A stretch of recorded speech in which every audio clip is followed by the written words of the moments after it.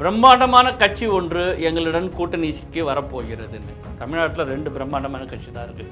ஒன்று திராவிட முன்னேற்றக் கழகம். திராவிட முன்னேற்றக் கழகம் அதிமுகவோட கூட்டணிக்கு வரப்போவதில்லை.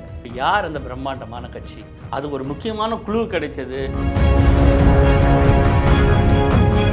விவசாயி கேட்கிறார், இந்த அத்திக்கடவு அவிநாசி திட்டத்தில் மேட்டுப்பாளையத்தை சேர்க்க சொன்னோம், அது சேர்க்கவே இல்லையே அப்படின்னு ஒரு விவசாயி கேட்கிறார். எடப்பாடி பழனிசாமி அவர்கள் அதுக்கு பதில் சொன்னார்.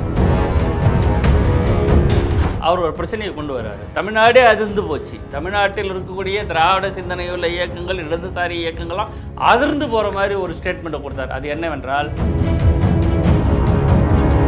கோவில் பணத்தை எடுத்து எதுக்குங்க நீங்கள் கல்லூரி கட்டுறீங்க அப்படின்னு கேட்டார். இதை விட ஒரு என்ன சொல்கிறது, இந்த வார்த்தையை பயன்படுத்தி தான் ஆகும். ஒருவேளை எடப்பாடி பழனிசாமி அவர்கள் மீண்டும் முதலமைச்சராக ஆனால் அறநிலைத்துறை சார்பில் கல்லூரிகள் தொடங்கப்படுமா படாதா? ஏற்கனவே தொடங்கப்பட்ட கல்லூரிகள் நடக்குமா நடக்காது? பாருங்க, கோவில் அறநிலைத்துறை நிதியிலிருந்து கல்வி சாலை ஆரம்பிக்கக்கூடாது, கல்லூரி ஆரம்பிக்கக்கூடாது, பள்ளி ஆரம்பிக்கக்கூடாதுன்னு சொல்லி பிரச்சாரத்தை தொடங்கிய அவர் 4வது 5வது நாளில் அவர் எப்படி மாறுறாருன்னா, 12,500 பேருக்கு தாலிக்கு தங்கத்தை ஜெயலலிதா கொடுத்தார். இப்பொழுது அந்த திட்டம் ஒவ்வொரு ஆண்டும் 5 லட்சம் மாணவ மாணவிகளுக்கு புதுமை பெண் தமிழ் புதல்வன் திட்டமாக மாதம் 1000 ரூபாயாக வழங்கப்படுகிறது. எடப்பாடி பழனிசாமி மீண்டும் பொய் சொல்கிறார், மீண்டும் முரண்படுகிறார்.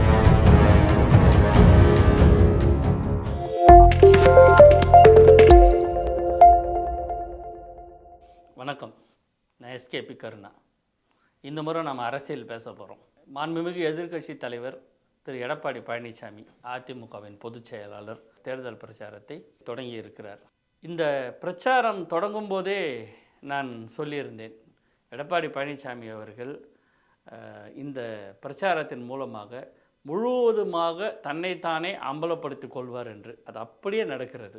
முதல்ல இந்த பிரச்சாரத்தை தேர்தல் பிரச்சாரம் என்று சொல்லி தான் அவர் தொடங்குறாரு. ஆனால் கடந்த காலம்னா நான் சொல்கிறது போன வாரம் போன மாதத்தெல்லாம் தேர்தலை பற்றி, கூட்டணியை பற்றி ரிப்போர்ட்டர்ஸ் அவர்கிட்ட என்ன கேட்டாலும், தேர்தலுக்கு இன்னும் பல காலம் இருக்குதுங்க, இன்னும் 10 மாதம் இருக்குதுங்க, அதுக்குள்ளே எதுக்குங்க இப்போ பேசுகிறீங்க, அதுக்குள்ளே எதுக்குங்க நீங்கள் கூட்டணியை பற்றி பேசுகிறீங்கன்னே சொல்லிட்டு இருந்த திரு எடப்பாடி பழனிசாமி அவர்கள் அடுத்த வாரமே தேர்தல் பிரச்சாரம்னு ஒன்று தொடங்குகிறார். அடுத்த மார்ச் தான் நடக்குது. இன்னும் ஒவ்வொரு ஆண்டு இருக்குது. ஒவ்வொரு ஆண்டுக்கு முன்பாகவே உங்களுக்கு விறுவிறுப்பான செய்தி வேணும், பத்திரிகை செய்தி வேணும் என்பதற்காக போட்டு கொடுத்து எங்க இடத்துல வாங்காதீங்க. இந்த எபிசோடில் நான் உங்ககிட்ட சொல்ல பார்த்தேன், அந்த பிரச்சாரத்தில் அவர் எத்தனை முரண்பாடுகளை அவர் நிகழ்த்தி காட்டினார் மக்களிடையே.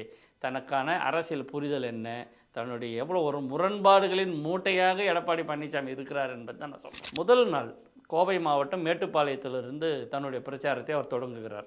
தொடங்கும் பொழுது அந்த பகுதியில் இருக்கக்கூடிய விவசாயிகள், தொழிலதிபர்கள், நெசவாளர்கள் அவர்களெலாம் வச்சு ஒரு கான்வர்சேஷன், ஒரு உரையாடல். அது திராவிட முன்னேற்ற கழகத்தின் தலைவர், தமிழ்நாடு முதலமைச்சர் தளபதி மு.க. ஸ்டாலின் அவர்கள் போன தேர்தலில் பிரச்சார உத்தியாக அவர் செஞ்ச அந்த மாடலிருந்து தான் எடுத்திருக்காரு. ஆரம்பிக்கும் போதே அங்கே ஒரு விவசாயி கேட்கிறார். என்ன கேட்குறாருன்னா, ஐயா, நீங்கள் இந்த அத்திக்கடவு அவிநாசி திட்டத்தில் எங்கள் மேட்டுப்பாளையத்தை சேர்க்க சொன்னோம், உங்களிடம் பார்த்து பலமுறை மனு கொடுத்தோம், ஆனால் அதை சேர்க்கவே இல்லையே அப்படின்னு ஒரு விவசாயி கேட்குறார். உடனே திரு எடப்பாடி பழனிசாமி அவர்கள் அதுக்கு பதில் சொல்கிறார். என்னென்னா, நாங்கள் சேர்த்துட்டோங்க, நாங்கள் மேட்டுப்பாளையம் பகுதியும் சேர்த்து தான் ப்ரப்போசல் போட்டு டெல்லிக்கு அனுப்பிச்சோம். ஆனால் டெல்லியில் அங்கே இருக்கக்கூடிய துணை அமைச்சர், நீர்வளத்தின் துணை அமைச்சர் அவர் இதை ரிஜெக்ட் பண்ணிட்டாரு, நாங்கள் என்ன பண்ண முடியும் அப்படின்னு உடனே அவர் பதில் கொடுத்தார். இது மத்திய அரசாங்கத்துக்கு நம்ம அத்திக்கடவு அவிநாசி திட்டத்தை அனுப்பணும், நிராகரிச்சிட்டாங்க. நீங்கள் நல்லா ஞாபகம் வச்சுங்க, டெல்லியில் எந்த அமைச்சர் ரிஜெக்ட் பண்ணாங்களோ, எந்த ஆட்சி அந்த இவருங்க கொடுத்த ப்ரப்போசலை ரிஜெக்ட் பண்ணாங்களோ, அந்த கட்சி கூட தான் இப்போ அவர் கூட்டணி வைத்து கொண்டிருக்கிறார். அந்த கூட்டணிக்காக தான் இவர் முதல் நாள் பிரச்சாரத்தை தொடங்குகிறார்.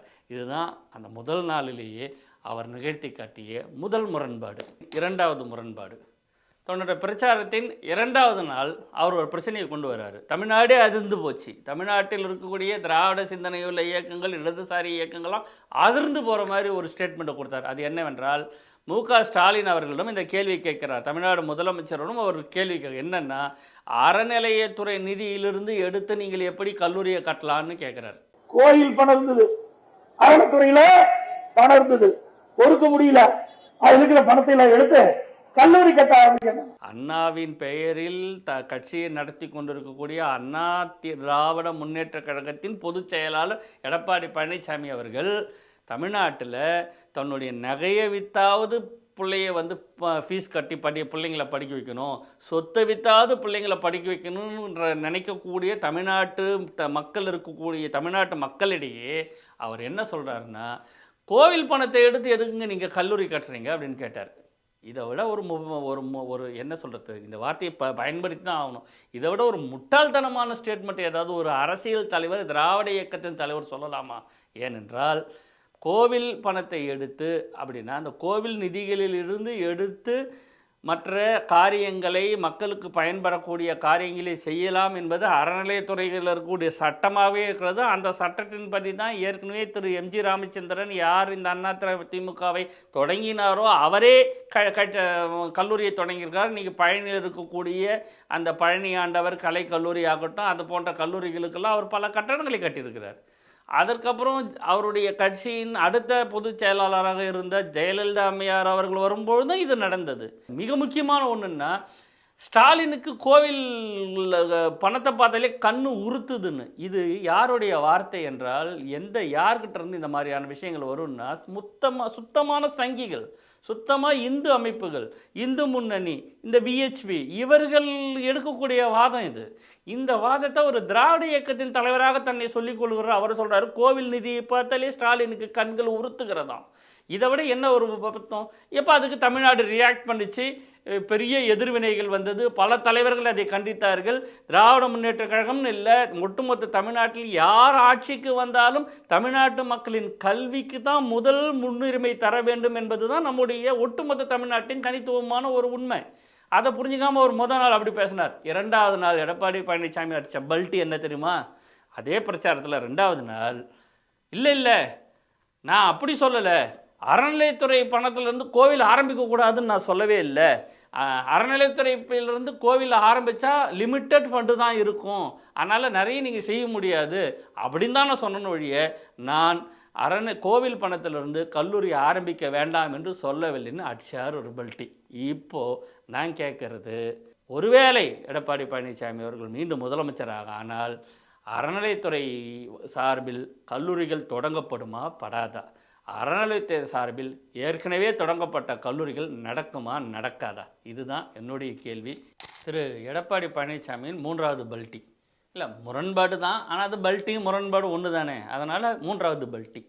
திடீர்னு ஒரு நாள் பிரச்சாரத்தில் திராவிட முன்னேற்ற கழகத்தின் கூட்டணியில் இருக்கக்கூடிய கம்யூனிஸ்டுகளையும் விசிகாவையும் விடுதலை சிறுத்தைகள் கட்சியும் தன்னுடைய கூட்டணிக்கு அழைக்கிறார்.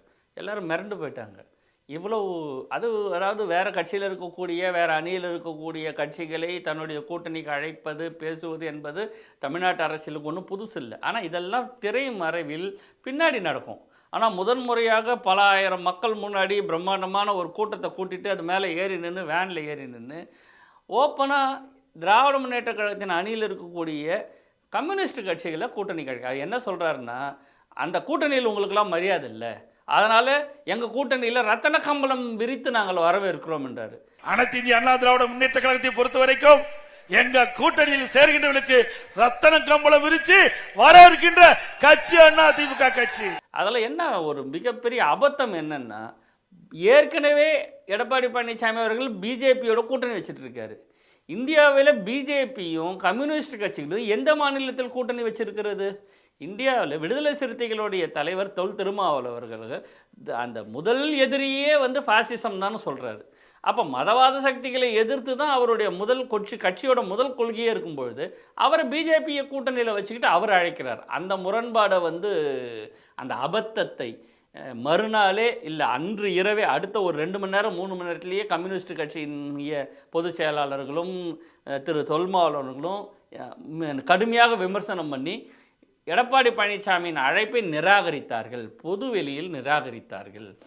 அந்த வரை ஒரு அவமானத்தை பட்ட பிறகு எடப்பாடி பழனிசாமி அவர்கள் அடுத்த நாள் பிரச்சாரத்தில் என்ன சொல்கிறாருன்னா, நான் கூப்பிடவே இல்லையே, அவங்கள நான் கூட்டணி கூப்பிடவே இல்லையேன்னு அடிச்சார் ஒரு பல்ட்டி. இந்த இடத்திலேயுமே திமுக கூட்டணிக்கு அழைப்பு விட்டதே கிடையாது. கூட்டணி கட்சிகளை விசிக, கம்யூனிஸ்ட் இல்லையா? தெளிவா பாருங்க, என்னுடைய பரப்புரையில தெளிவுபடுத்தியிருக்கிறேன்னு.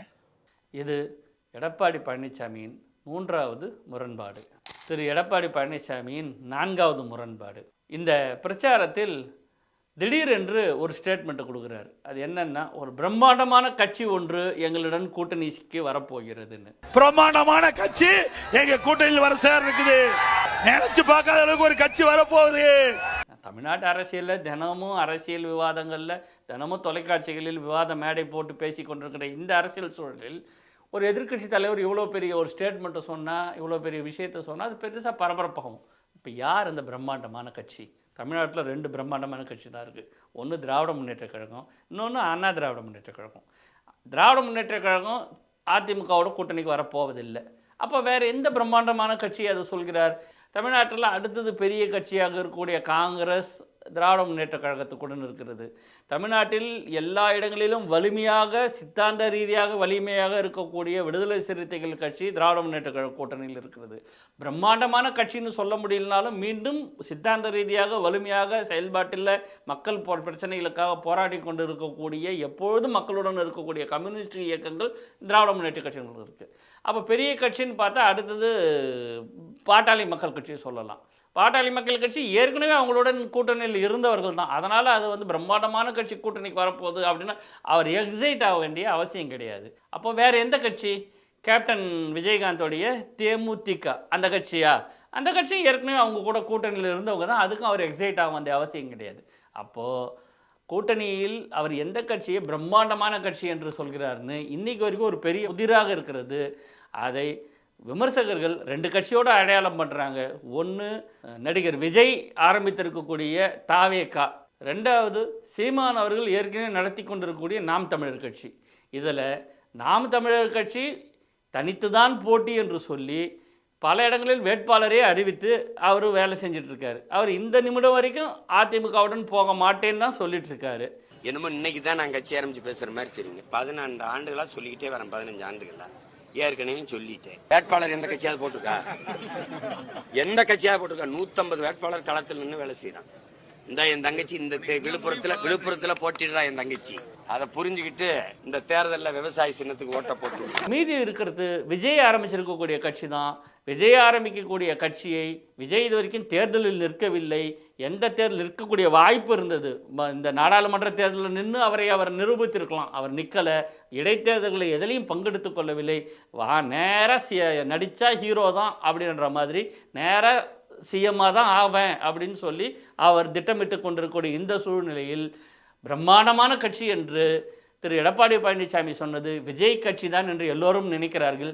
விஜயும் தன்னை முதலமைச்சராக முன்னிறுத்தி அறிவித்து விட்டபடியால் அவரை யார் முதலமைச்சராக ஏற்பார்களோ அவரிடம்தான் இவர் கூட்டணி போவார். அப்போ பிரம்மாண்டமான கட்சி என்று எடப்பாடி பழனிசாமி எதை சொன்னார்னு இங்கே வந்து ஊடகத்தில் இருக்கக்கூடிய எல்லோரும் தலையை பிச்சுட்டு இருக்கும்போது அது ஒரு முக்கியமான குழு கிடைச்சது. கூல் சுரேஷ்னு ஒருத்தர் இருக்கார். கூல் சுரேஷ் கட்சி சிஎஸ்கே அப்படின்னு அந்த கட்சியை அவரே அழைத்துக் கொள்கிறார். அவர் ஒரு ஸ்டேட்மெண்ட் கொடுக்குறாரு. எடப்பாடி பழனிசாமி சொன்ன பிரம்மாண்டமான கட்சி என்னுடைய சிஎஸ்கே கட்சி தான். 2.5 கோடி மக்கள் என்னிடம் தொண்டர்களாக இருக்கிறார் என்று சொல்லுகிறார். எடப்பாடி பழனிசாமி ஐயா அவர்களே சொல்லியிருக்காங்க, இது வந்து தேர்தல் நேரம், அதனால் இந்த நேரத்தில் முறையான அழைப்புகளோட ஒரு வெளியீடு கொடுப்பாங்க ஏடிஎம்கே தலைவர் திரு எடப்பாடி பழனிசாமி ஐயா அவர்கள். அதற்கான அறிவிப்பு விரைவில் வரும். ஒருவேளை அந்த கட்சியாகத்தான் இருக்குமோ எடப்பாடி பழனிசாமி அவர்கள் சொன்ன அந்த பிரம்மாண்டமான கட்சி? திரு எடப்பாடி பழனிசாமியின் 5வது முரண்பாடு. இந்த பிரச்சாரத்தில் அவர் நிறைய கான்ட்ராடிக்ட் பண்ணிக்கினாரு. நிறைய அன்பிலீவபிள் ஸ்டேட்மெண்ட்லாம் கொடுத்துருக்காரு. அதில் மிக முக்கியமானது ஒன்று, டெல்டா மாவட்டங்களில் அவர் பிரச்சாரம் பண்ணும்பொழுது அவர் ஒரு முக்கியமான வாக்குறுதியை கொடுத்தார். அதாவது கோவில் நிலங்களில் வசிப்பவர்களுக்கு அந்த மனையை அவர்கள் பெயரிலேயே பட்டா போட்டு தரப்படும் அப்படின்னு ஒரு ஸ்டேட்மெண்ட்டை கொடுத்தாரு. அந்த கோயில் நிலையத்தில் பல ஆண்டுகளாக குடியிருந்து வருகின்றவர்கள் அந்த வீட்டு மனை அவர்களுக்கு சொந்தமாக்குவதற்கு உண்டான நடவடிக்கையை அதிமுக அரசு எடுக்கும். அது விஷயம் இல்லை. ஆனால் அவர் எவ்வளோ முரண்பட்டுக்கிறார் பாருங்க. கோவில் அறநிலைத்துறை நிதியிலிருந்து கல்வி சாலை ஆரம்பிக்கக்கூடாது, கல்லூரி ஆரம்பிக்கக்கூடாது, பள்ளி ஆரம்பிக்கக்கூடாதுன்னு சொல்லி பிரச்சாரத்தை தொடங்கிய அவர் 4வது 5வது நாளில் அவர் எப்படி மாறுறாருன்னா, கோவிலில் நிலத்தில் ஏற்கனவே யாரெல்லாம் வசிக்கிறீங்களோ அவங்களுக்கெல்லாம் பட்டா போட்டு தரப்படும்ன்றாரு. அந்த முதல் நாளில் வந்து இந்த பணத்தில் எப்படி நீங்கள் கல்லூரி ஆரம்பிக்கலாம் அப்படின்னு எடப்பாடி பழனிசாமி அவர்கள் கேட்டபோது கைத்தட்டி விசிலடித்த பாஜக சங்கிகள் போன்ற சங்கிகள்லாம் இந்த ஸ்டேட்மெண்ட்டுக்கு கடுமையாக எதிர்வினை ஆற்றுகிறார்கள். சரி, நிதியையே பயன்படுத்த எதிர்க்கும் நீங்கள் எப்படி வந்து ஒரு நிலத்தை நீங்கள் பட்டா போட்டு கொடுக்கலான்னு நீங்கள் சொல்லலாம் தெரியல. ஆனால் இது விஷயமா எனக்கு ஒன்று நினைவுக்கு வருகிறது. 2011ஆம் ஆண்டு தேர்தலில் முன்னாள் பொதுச் செயலாளர் செல்வி ஜெயலலிதா அவர்கள் ஸ்ரீரங்கம் தொகுதியில் வேட்பாளராக நின்றார். அப்படி நிற்கும்போது ஸ்ரீரங்கம் தொகுதியில் நின்று அவர் பிரச்சாரம் பண்ணும்போது இந்த ஸ்ரீரங்கம் கோவிலை சுற்றியில் இருக்கக்கூடிய அந்த வீடுகள் எல்லாம் வந்து ரங்கநாதர் கோவிலுக்கு சொந்தமானது, அவர்களுக்கு பட்டா இல்லாமல் இருந்தது. ஸோ அடிமனை பிரச்சனை அப்படின்னு சொல்லுவாங்க. அதாவது அந்த பில்டிங் வந்து கட்டினவங்களுக்கு சொந்தம், ஆனால் அந்த இருக்கக்கூடிய இந்த பில்டிங் இருக்கக்கூடிய நிலம் வந்து அவர்களுக்கு சொந்தம் இல்லை, அது கோவிலுக்கு சொந்தமானது. அந்த பிரச்சனை அவர்களுக்கு ரொம்ப நாளாக இருந்தது.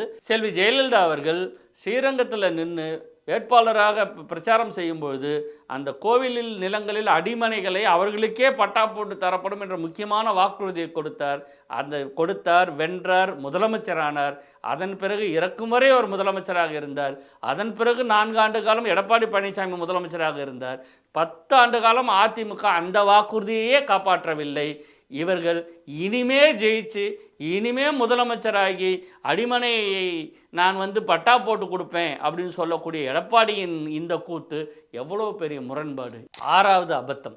அதாவது திரு எடப்பாடி பழனிசாமி என்ன சொல்கிறாருன்னா, திமுக நிறுத்திய தாலிக்கு தங்கம் திட்டத்தை நான் மீண்டும் கொண்டு வருவேன். திருமண உதவி திட்டம் நிறுத்திட்டாங்கல்ல, மீண்டும் அம்மாவுடைய ஆட்சி மனதுடன் இந்த திட்டம் தொடங்க.